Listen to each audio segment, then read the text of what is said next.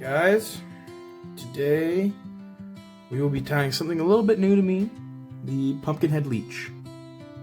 Pretty simple tie. And there's so many versions out there, but I'm just gonna go simple. And what I've got in the vise here is a size 8 mustad streamer hook of some kind. You can't quote me on that because this is just an old hook from a fly that I wasn't going to use. And same with the bead. It's just from a fly that I wasn't going to use. It is fluorescent. If you couldn't tell, when I put that on there, it glows. First, what we're going to do is this one. 0.010 lead wire. Lead free if you're gonna use it somewhere that it needs to be lead free, or if that's just what you prefer. I don't have lead free wire. I don't need it for most of the lakes that I fish. Well, for any of the lakes that I fish, unless I were to go to I think it's National Park. You need them. You need lead free. Yeah, this bead's beat up because it was on a fly that I had used a couple times.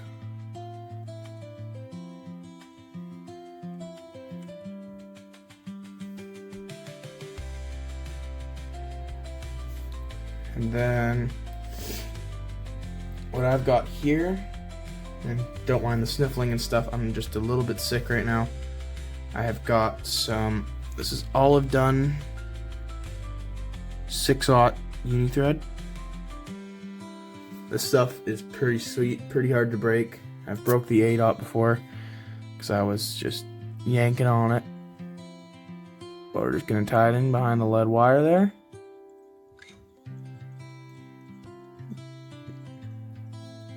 Give it almost like a good thread dam just behind the lead wire.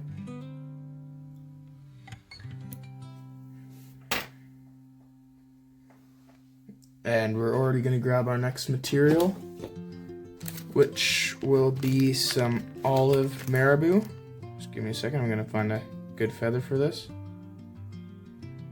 There you go, there's a good feather. And depending on how high the quality of feathers you have, I have some pretty high quality ones. You can just go straight in with the ends, or you can take some off the side. I'll take some off the side. But first, actually, what I would do is I'm gonna tie all the way back to the bend where we're gonna be tying it in.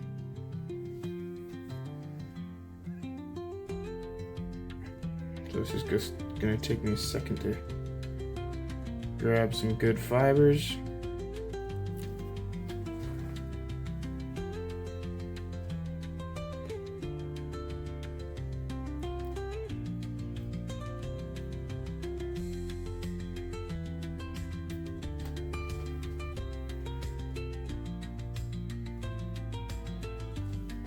Kind of just make sure that it looks the way you want it to, and then make sure you're about a hook shank in length and just tie her in.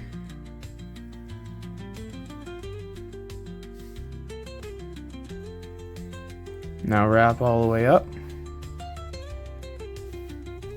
and tie off your marabou yet again.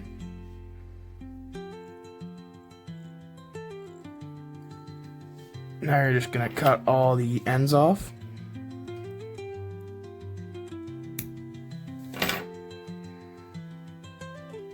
A lot of people like to tie these with, I believe, glass beads, or you can use plastic beads. I have a bunch of plastic beads that I could use, but I'd rather have some weight to it, even though I'll be trolling it on a sinking line, more than likely. But we're that far. Now, gotta bring in your next material, which for me is some, or I believe this is what is used. You use orange grizzly hackle, so it's orange and black. You grab yourself a decent strand of that.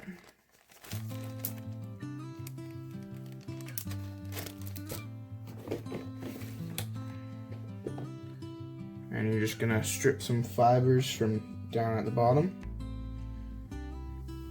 This fly does not have a rib, but so yeah, there you go. There's some orange grizzly hackle, and grizzly hackle is expensive, so really the best feathers you can get, I would get. You're just gonna tie her in at the back of the hook and tie up on the stem. Cut if you have any excess. Then one thing I've done before which looked alright is I used some olive stretch flex, Rainey's stretch flex. This stuff is pretty sweet.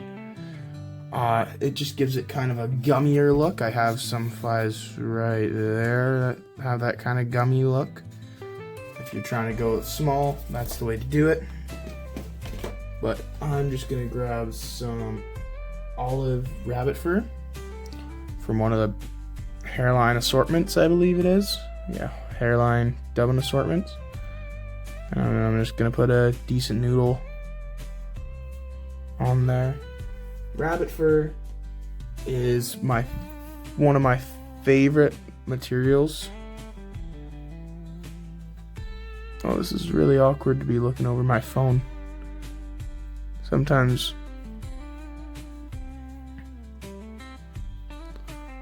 Alright, I believe that's a decent noodle.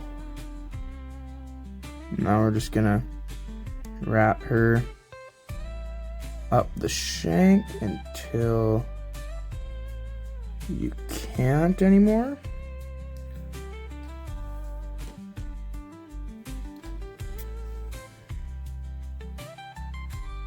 And yeah, you guys will see me use rabbit fur a lot, and you don't need to have one of these dubbin assortments. If you have rabbit strips, that works just fine. Or if you're like me and you're a hunter, obviously you can shoot a rabbit, in my case snowshoe hares, especially in the winter when they're white, and you can get the white fur to die easily. So now that we have that tied on, you're gonna grab your hackle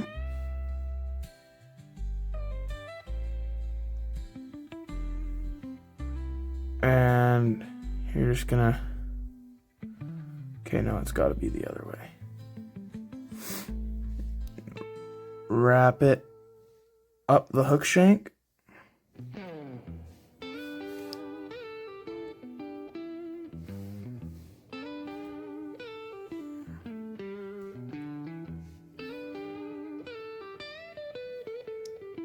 Now this isn't my best fly, but this is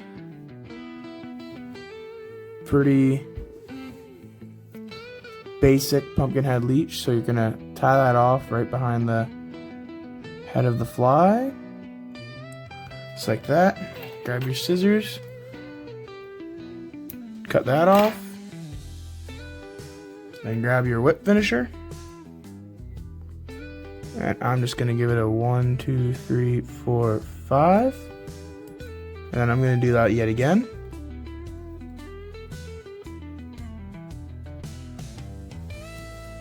And there you go. Just cut your thread, and you could add head cement, UV resin, or whatever you want. But there you have it. That is the pumpkinhead leech. One of my buddies, formerly, he's known as 6 Savage 10. He was fishing with a pumpkinhead leech a couple weeks ago and had some good success. Just trolling it along. Obviously you don't have to troll it, you could strip it, do whatever you want. This would probably be a fly that I troll along with my black dress leeches. Those would be a good trolling, or woolly buggers too. But I will see you guys on the next one. Fish on.